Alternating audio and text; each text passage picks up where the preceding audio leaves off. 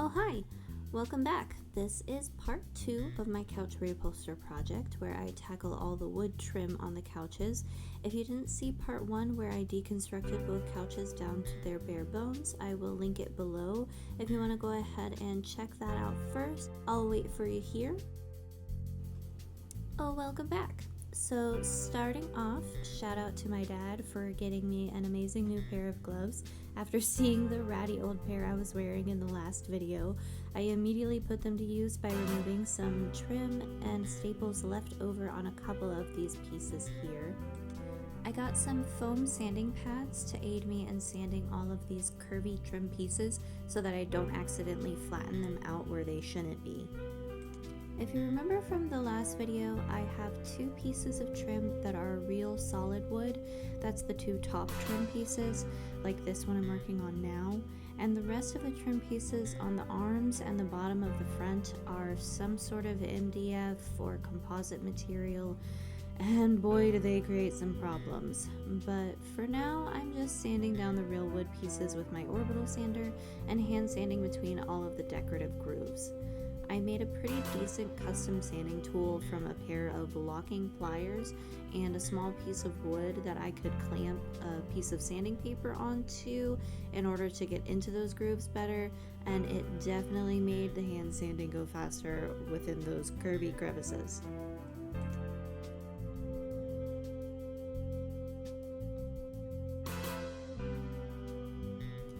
Here is a close-up of what my little handmade tool looks like in action.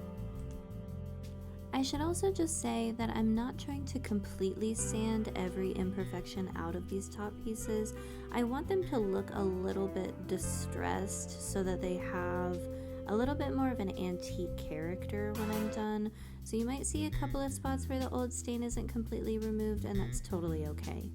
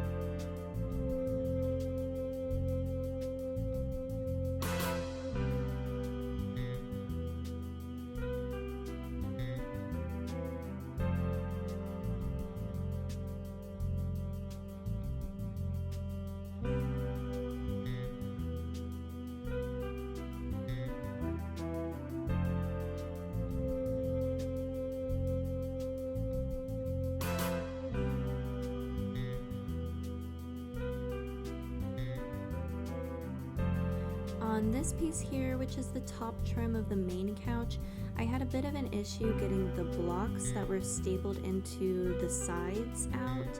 The blocks help to hold the sides to the rest of the couch frame, but one side broke a chunk of my trim off when trying to remove it, so I needed to make this repair.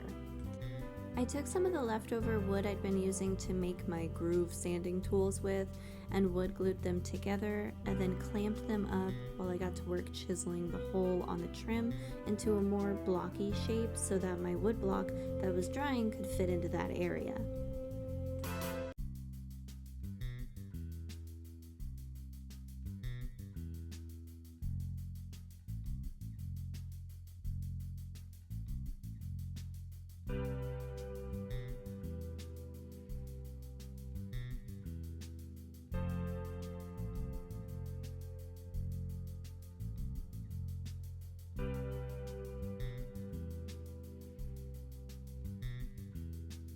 Thank you.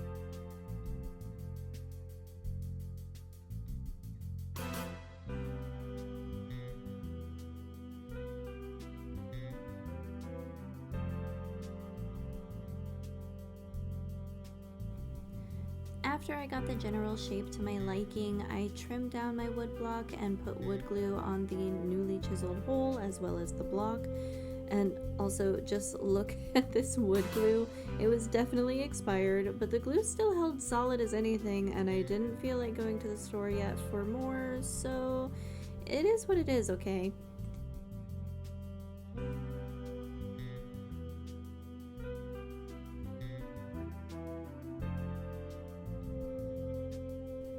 I clamped that all up and left it to dry as I continued on with more sanding.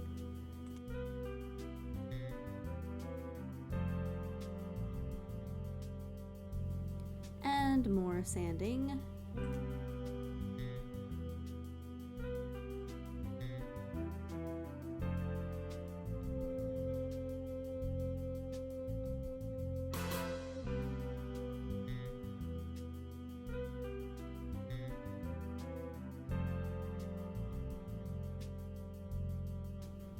And a little bit of staple removing, and then more sanding as we move on to the fake wood trims here.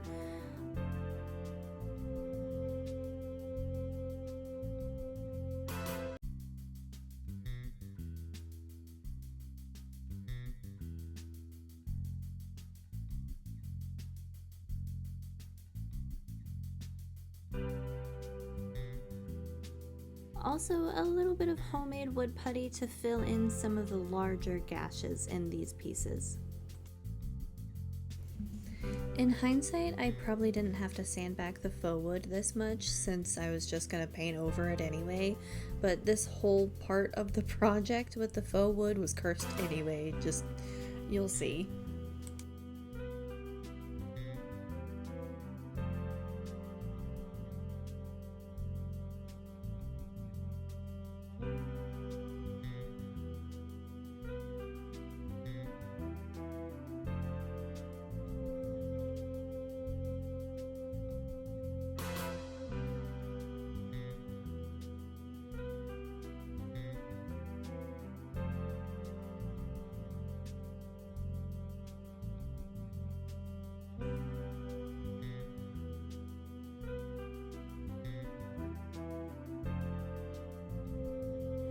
When the wood block was dry, I started refining the edge with my chisel because I couldn't find my hand plane, and I made the simplest mistakes doing this. 1, I should have been wearing the nice new gloves my dad got me, and 2, never cut towards yourself. Yeah. Ow. And we're back. Band-aid on finger and putting on gloves. Good job.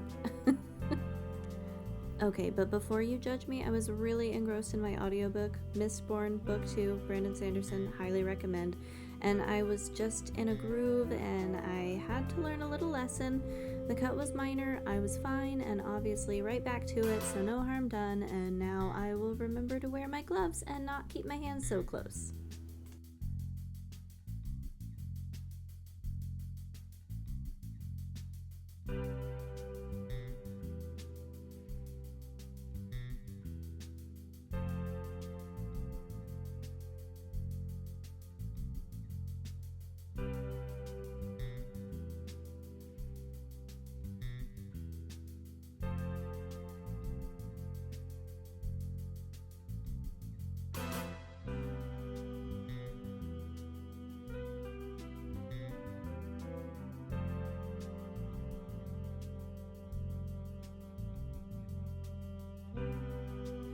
To finish off the sanding portion of this project, or so I thought, I just had one more piece from the love seat that is actually part of the frame that came off. It had this weird beeswax sort of coating on part of it. I'm really not sure what it was, but I got most of it off with a chisel and sander and set it aside to be put back on later. It left like a hard residue on my sandpaper, like a natural resin maybe? I'm not sure.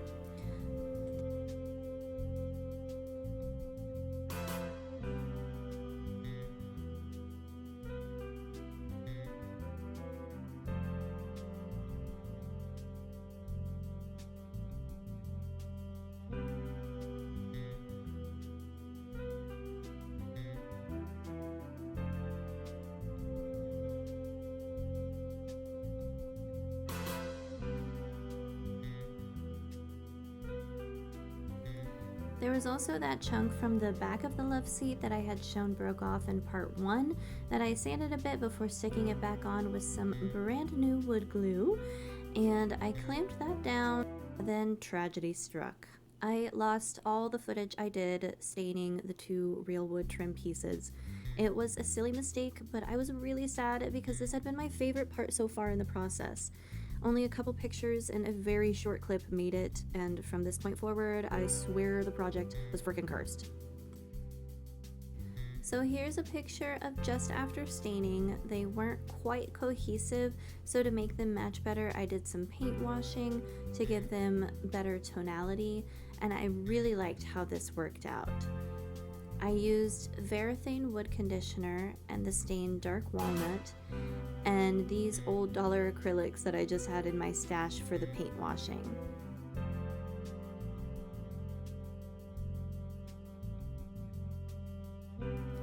And then this will be the polyurethane that I use.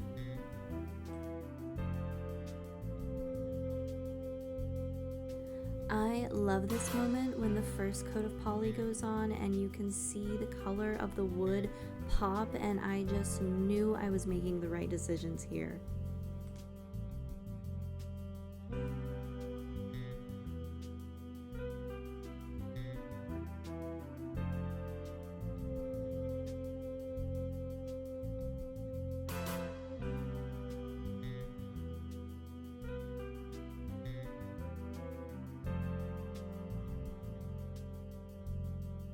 I rolled on a thin coat on both top trim pieces and waited for those to dry as I made my first mistakes with the faux wood pieces.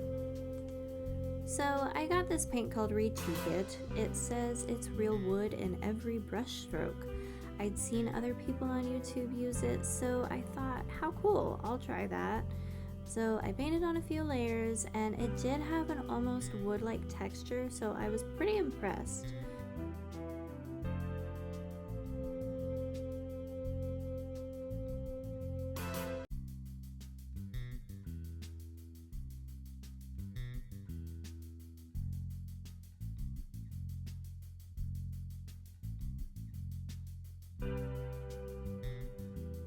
The problem was I thought I could treat it like wood, right?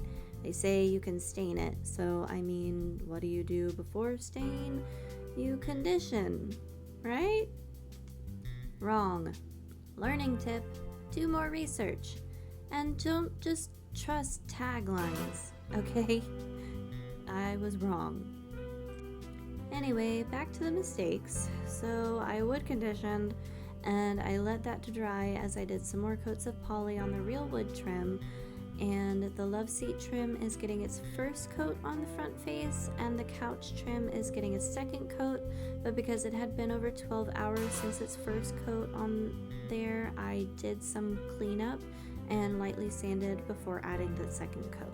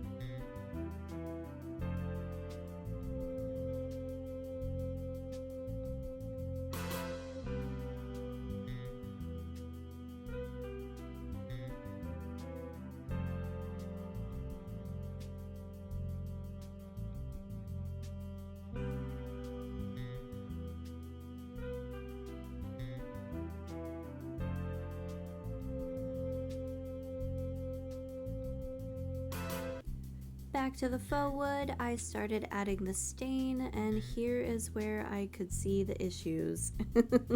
It was fine going on, but when I went to wipe it off, it just all came off and there was barely a color difference left behind. So I tried the same thing way too many times before putting the stain on and not wiping it off one last time and letting that dry.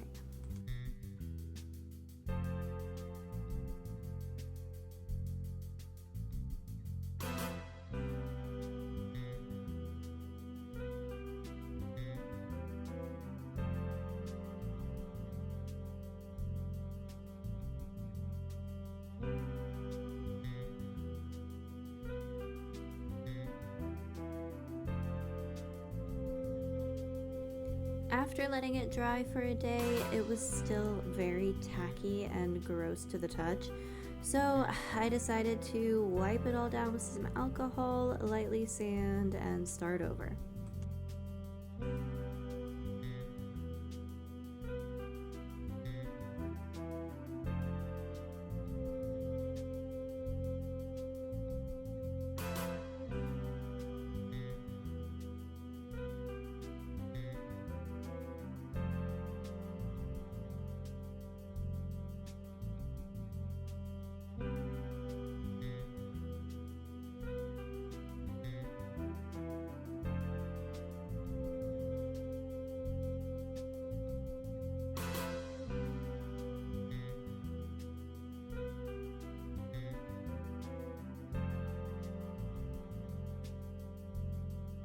I did some experimenting off camera with my trusty paints, and they seemed to work out well, so I went forward with the same sort of technique on all the rest of the trim pieces. I was still playing around with the color to try and make it as close to what I got from the real wood as possible.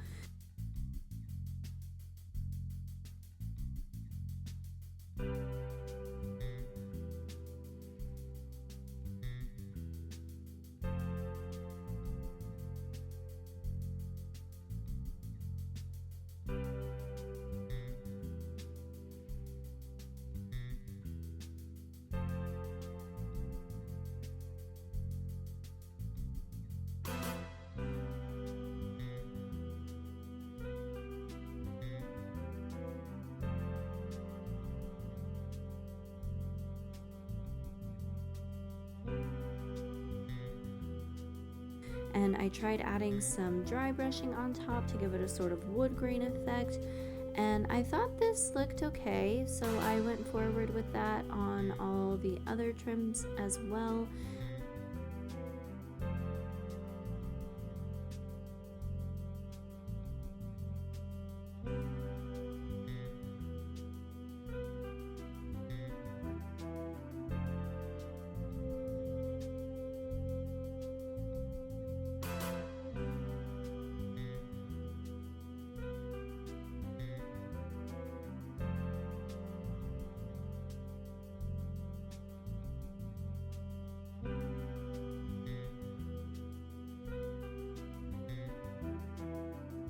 And everything just kept getting darker and darker, and I just didn't even realize it.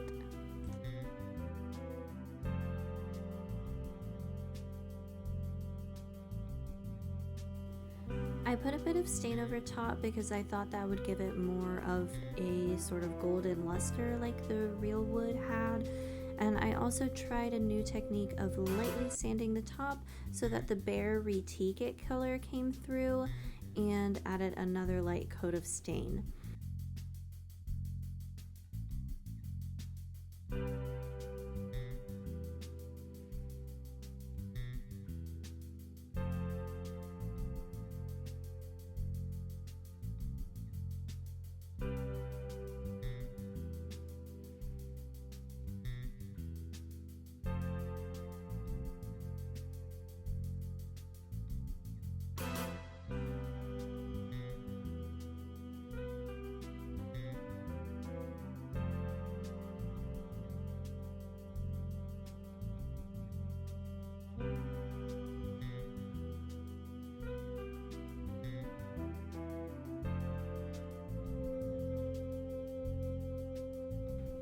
I thought I was happy with this, so I did everything again to the bottom trim pieces.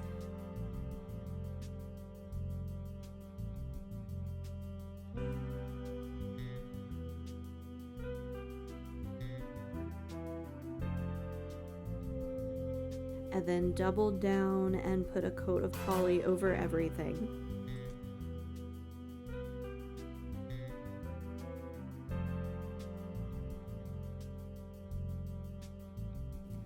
I really thought they looked great. I thought the last technique of lightly sanding really gave it a nice wood grain sort of texture, but I hadn't actually taken one over to the table with the real wood on it, and I'd just been glancing over and comparing from afar, and now I can see that it was way too dark. So, new plan. Food coloring and foam brushes, because nobody has time for rollers anymore. I thought that if I just sanded back a little bit more so that more of the bare reticket was showing, then I could tint the polyurethane to get to a closer color on the real wood.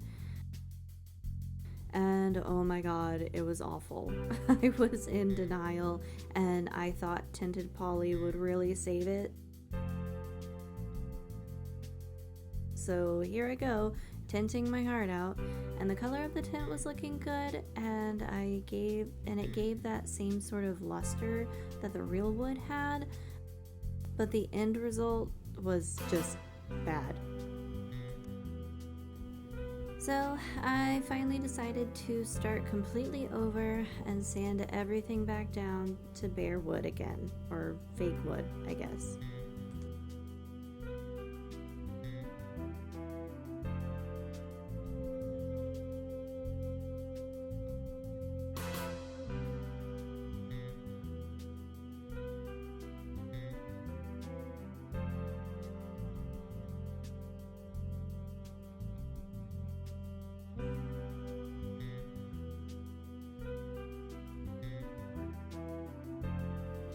I decided to also try and darken the reticket with my acrylics so that the base color would be closer to the final color that I wanted.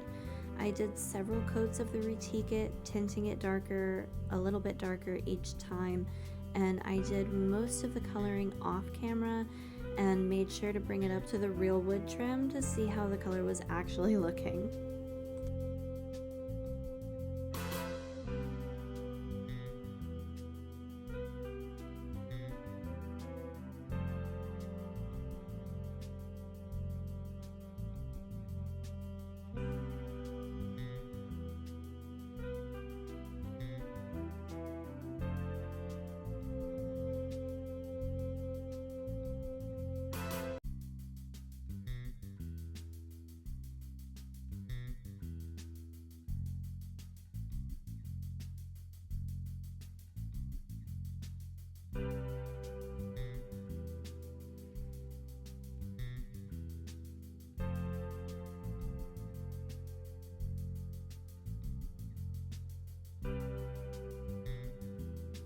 And I even did a swatch on a scrap piece of wood to see what tint color on the poly would look best over the paint color I created before just committing to something and having to sand it off all again.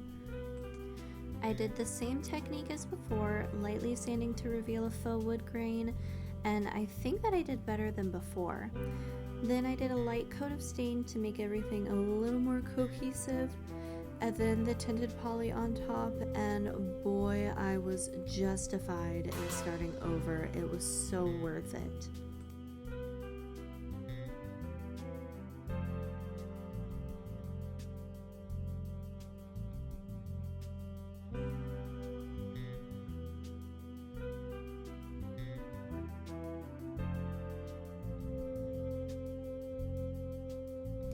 So as a reminder, here's where we were before. The faux wood trims were heavily chipped and had this thick dark red paint over top.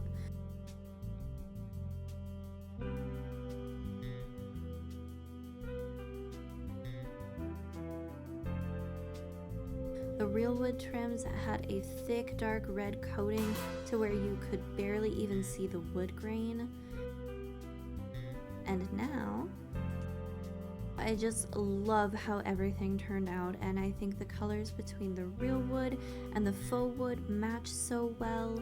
It's such a rich brown with a golden reddish luster. I love it so much.